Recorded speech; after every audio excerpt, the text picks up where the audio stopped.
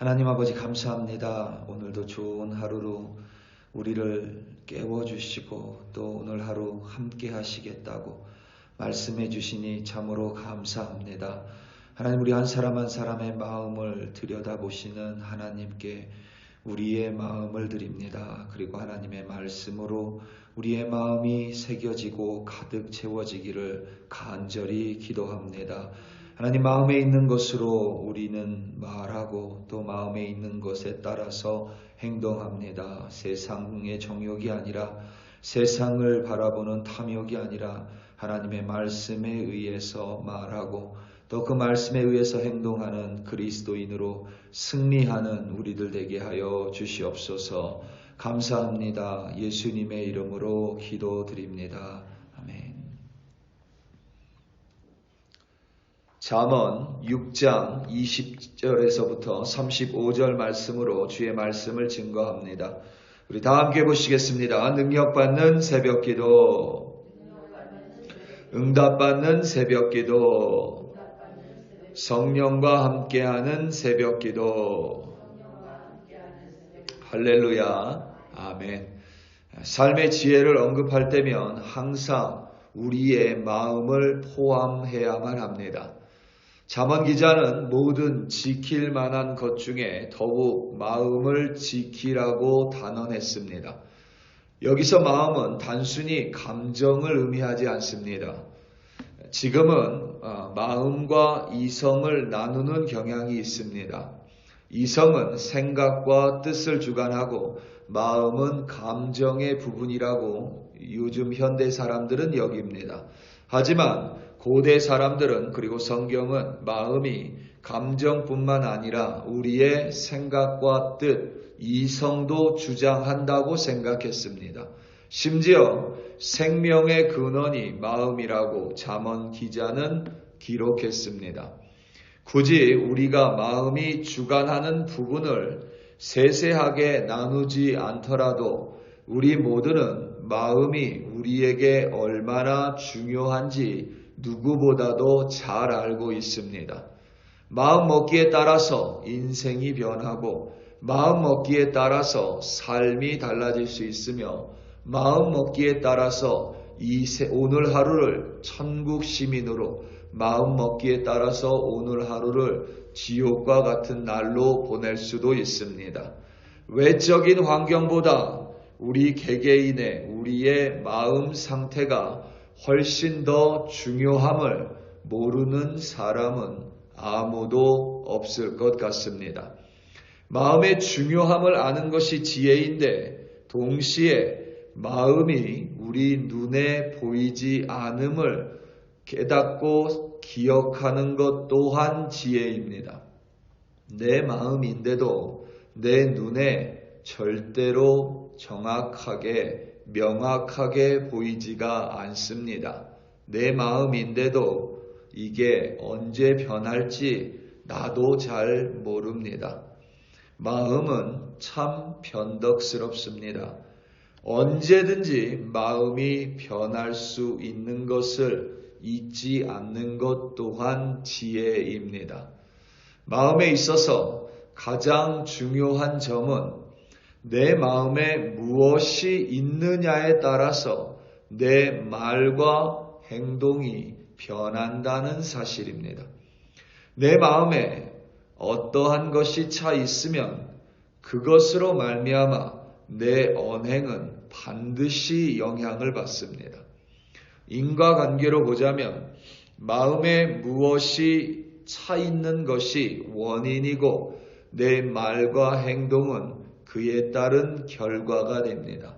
내 마음에 화가 가득하면 성난 말과 성난 행동을 합니다. 내 마음에 사랑이 가득하면 사랑이 가득한 말과 행동으로 귀결됩니다. 마음에 슬픔이 가득하면 말에도 행동에도 기운이 없습니다. 마음에 기쁨이 가득하면 뭘 해도 행복합니다. 마음이 중요하지만 마음을 볼 수는 없고 시시각각 변하는 마음에 따라서 우리의 언행은 시시각각 영향을 받습니다. 우리 마음이 그러함을 잊지 않는 것이 지혜입니다. 여러분 중에 혹시 들어본 분들도 있을 것 같습니다. 아주 오래전에 한국에서, 그때는 사실 조선이었습니다. 100년 전에 조선에서 사용된 전도지 중에 명심도라는 책자가 있습니다. 우리 교회도 그렇고 대부분의 교회들은 사영리를 복음 전도지로 사용합니다. 사영리는 간단합니다. 하나님은 당신을 사랑하시고 당신을 향해 완벽한 계획을 가지고 계십니다. 두 번째는, 하지만 죄로 인하여 하나님과 우리는 분리되어 사랑을 누리지 못하고 하나님의 계획을 알지 못합니다. 세 번째는, 세 번째 진리는 그리하여 예수 그리스도만이 우리 죄를 해결하고 하나님의 사랑과 완벽한 계획을 해결할 수 있습니다. 마지막 네 번째 영리는, 그러므로 우리는 예수를 그리스도로 구원자와 주님으로 영접해야 합니다. 이게 사영리입니다. 그런데 이 사영리를 가지고 복음을 전할 때마다 늘 아쉬운 부분이, 하나님에게는 초점이 잘 맞춰져 있지만 인간의 모습에 대해서 다소 부족합니다. 사실 사람을 모르면 예수님을 알 수가 없습니다. 사람이 얼마나 타락하고 내가 얼마나 죄인인지 깊이 깨달을수록 우리는 예수님을 깊이 깨닫습니다. 이 명심도는 1900년대 초에 한국의 베어드 선교사가 한국어로 번역하고 배포했습니다. 서울에 있는 숭실대학교를 창립하신 선교사입니다. 본래 독일 신학자 고스너가 사람의 마음이란 제목으로 출간했고, 그것이 중국을 거쳐 당시 조선에 들어오면서 그 제목이 명심도로 바뀌었습니다. 명심도는 마음을 밝히는 진리, 마음을 밝히는 도리라고 풀어 해석할 수가 있습니다. 거기에 보면 우리의 인간의 마음을 보여주는 그림이 있습니다. 그 그림을 보면 인간의 마음에는 7가지의 동물이 있다고 되어 있습니다. 공작새가 있고 돼지가 있고 염소가 우리 마음에 있으며 거북이가 사람의 마음에, 그리고 여우와 뱀과 호랑이가 사람의 마음에 있다고 합니다. 공작새는 꼬리를 펴서 자신을 자랑하듯이 자신을 과시하고 자랑하고 자만하고 교만하게 합니다. 돼지는 탐욕과 욕심을 상징합니다. 염소는 음란과 호색함을 상징하고 거북이는 나태와 게으름입니다. 여우는 간사하고 교활하며 뱀은 거짓말하고 사람 사이를 이간질합니다. 호랑이는 분노를 상징합니다. 하나님을 만나기 전에 사람의 마음에는 이와 같은 것들이 있다고 명심도에는 기록되어 있습니다. 그래서 우리의 영향을 끼칩니다. 때로는 우리 마음에 있는 공작새로 인하여 교만해지고 우리 마음에 있는 호랑이 때문에 성을 바랍니다. 금세 뱀이 우리 마음에 가득하여 거짓말하고 서로 이간질합니다. 그런가 하면 거북이가 나타나 나태와 게으름을 피웁니다. 해방되고 난 후에 이 명심도가 박군의 마음이라는 제목으로 바뀌었습니다. 그리고 동물도 한 마리가 더 추가됐습니다. 개구리입니다. 개구리는 더러운 영, 험담, 불평을 가리킵니다. 그래서 여우가 우리 마음에 가득하게 되면 교활해지고 또 개구리가 가득하게 되면 더럽고 험담과 불평을 하게 됩니다. 그것이 이 사람의 마음이라고 명심도에 그렇게 내용이 있습니다. 이 명심도가 해방 직후에 박훈의 마음이라는 제목으로 바뀌었습니다. 그런데 이 명심도 박군의 마음의 흥미로운 점은 예수 그리스도라는 진리의 빛에 의해서 우리의 마음속에 있는 이 7가지, 8가지 동물들이 전부 마음 밖으로 사라지게 됩니다. 그런데 시간이 지나면 이들이 다시 들어옵니다.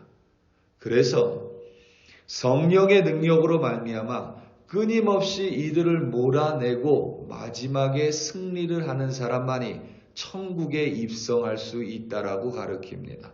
이게 참 더 사형리보다 훨씬 더 복음적인 책자라고는 생각이 듭니다.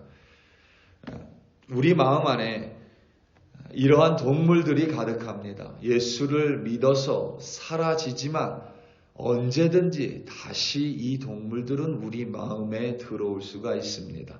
그리고 이 동물들이 마음에 가득 차게 되면 우리의 말과 행동은 반드시 영향을 받습니다. 오늘 말씀 25절입니다. 내 마음에 그의 아름다움을 탐하지 말며 그의 눈꺼풀에 홀리지 말라. 아멘. 우리 마음에 다른 이를 향한 탐욕이 가득하면, 탐심이 가득하면 그 사람의 눈꺼풀에도 우리는 유혹당할 수 있습니다. 내 마음에 욕심이 가득하면 작은 것 하나에도 유혹당하고 넘어질 수 있습니다. 내 마음에 화가 가득하면 주변에 아무것도 아닌 작은 일 때문에도 얼마든지 화낼 수 있습니다. 내 마음에 우울이 가득하면 주변에 아무 일도 아닌 일로 얼마든지 우울해할 수 있다는 것입니다. 그래서 잠언 기자는 우리의 마음에 말씀과 법을 새기라고 명령을 합니다. 오늘 말씀 20절과 21절입니다. 내 아들아, 내 아비의 명령을 지키며 내 어미의 법을 떠나지 말고 그것을 항상 내 마음에 새기며 내 목에 매라. 아멘. 우리의 마음에 무엇이 있든지 우리의 언행은 그것에 영향을 받습니다. 그와 같은 사실을 잘 알고 있었던 잠언 기자는 우리의 마음에 말씀을 새기라고 명령을 합니다. 여기서 말하는 아비의 명령과 어미의 법은 하나님의 말씀과 하나님의 법이라 여러분이 해석하셔도 무관합니다. 우리의 마음에 하나님의 명령을 새기고 하나님의 말씀을 새겨 넣어서 우리의 마음을 하나님으로 가득 채워야만 다른 동물들이 자리할 공간이 사라지게 됩니다. 우리가 매일 하나님의 말씀을 들여다보고 매일 하나님의 말씀으로 우리의 마음을 채우려는 것이 바로 거기에 있습니다. 우리의 마음을 말씀으로 새기고 채워 넣을수록 우리의 언행은 말씀에 의하여 영향받고 말씀의 사람이 되는 것입니다. 우리 사랑하는 성도 여러분, 우리의 마음은 중요합니다. 마음을 보지 못합니다. 하지만 마음에 있는 것은 반드시 우리의 밖으로 드러나는 언행에 영향을 끼칩니다. 그러므로 우리 마음은 말씀과 하나님의 법으로 새겨지고 가득 채워져야만 합니다. 하나님의 말씀이 오늘도 여러분의 마음에 깊이 새겨지고 그 말씀으로 가득 채워져 오늘도 말씀에 따라 말하고 말씀에 따라 행동함으로 승리하시는 여러분들이 되시기를 예수님의 이름으로 축원합니다. 다 함께 기도하시겠습니다. 우리 이 시간 특별히 함께 기도할 때에 다시 한번 이스라엘과 팔레스타인의 분쟁에 대해서 함께 좀 기도하기 원합니다. 레바논에 위치한 무장단체 헤즈볼라 또한 참전할 수 있다라고 발표했습니다. 사우디아라비아의 빈살만이 팔레스타인 편에 섰습니다. 유럽의 국가들은 이스라엘 편에 섰습니다. 특별히 더 이상 이 분쟁이 확전되지 않도록, 더 이상 무고한 이들이 목숨을 잃지 않도록, 무엇보다 인질들이, 하마스에 잡혀있는 인질들이 빨리 석방될 수 있도록 우리 다 함께 주여 한번 부르시고 합심하여 기도합니다. 주여. 할렐루야, 할렐루야, 할렐루야. 하나님 아버지, 시간 간절한 마음으로 두 눈을 감고 하나님 앞에 나아가 기도합니다. 아버지 하나님, 이스라엘을 긍휼히 여겨주시옵소서. 아버지 하나님, 팔레스타인 가운데 하나님의 긍휼한 마음을 베풀어 주시옵소서. 더 이상 아버지 하나님, 두 나라가 다투지 않고 이 분쟁이 더 이상 확전되지 않도록 하나님, 그들의 지도자들을 붙들어 주시옵소서. 세계 각국이 서로 나뉘어지 않도록 하나님 도와주시옵고, 하나님의 십자가, 예수 그리스도의 십자가로 말미암아 하나님의 샬롬이 임할 수 있도록 하나님, 그 땅 가운데 하나님께서 중재하여 주시고 하나님의 화평을 내려 주시옵소서.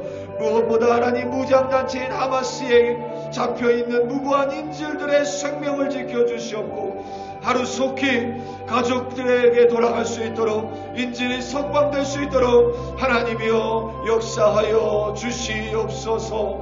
할렐루야, 할렐루야. 하나님, 우리 교회, 우리 글로리 교회 성도들, 오늘 하루 어디에서 무엇을 하며 살아가든지 우리 마음에 하나님의 말씀을 새기게 하시고, 그 말씀으로 말미암아 세상의 모든 정욕과 욕심을 이기며 하나님의 말씀을 순종하고 말씀대로 살 수 있도록 성령께서 도와주시옵소서.